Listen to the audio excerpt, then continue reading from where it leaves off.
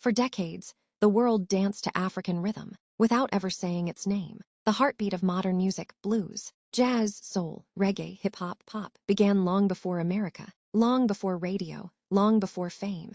It began in Africa, in villages, ceremonies, and crowded streets. There were drums that spoke like voices, songs that answered each other, rhythms that carried pain, hope, pride, memory. Then history broke those sounds apart. Millions of Africans were taken from their homes. Their languages were stolen.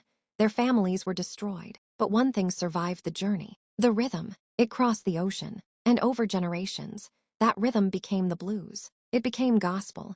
It became soul. It became hip-hop. But while the world celebrated the music, it rarely celebrated where that music came from. Africa was treated like a shadow in the story of modern culture, until Beyoncé. Because Beyoncé did something most global superstars never do. She did not run from her roots. She ran toward them. When people think of Beyoncé, they think of fame, stadiums, awards, perfect performances. But beneath the image was something deeper. For years, Beyoncé had been asking a question. Where did all of this begin? Where did the rhythm come from? Where did the voice come from? Where did black music come from? And eventually, her search led back to Africa, not as a trend, not as a costume, not as a marketing strategy, but as a homecoming. Before Beyoncé openly embraced Africa in her music, African culture was often borrowed by the entertainment industry, but rarely respected. Designers copied African fashion. Artists borrowed African rhythms. Pop stars used African dancers and imagery.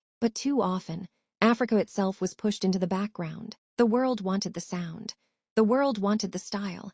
The world wanted the energy. But it did not want to give Africa the credit. Beyoncé saw that, and instead of taking from Africa, she chose to stand beside it. That choice changed everything. The moment became impossible to ignore in 2019. Disney released the film The Lion King. Most people expected Beyoncé to do what major stars usually do: sing one song, appear in one scene, and move on. But she had a completely different vision. She looked at the film and saw something bigger. She saw an opportunity to put Africa not in the background, but at the center of the world's attention.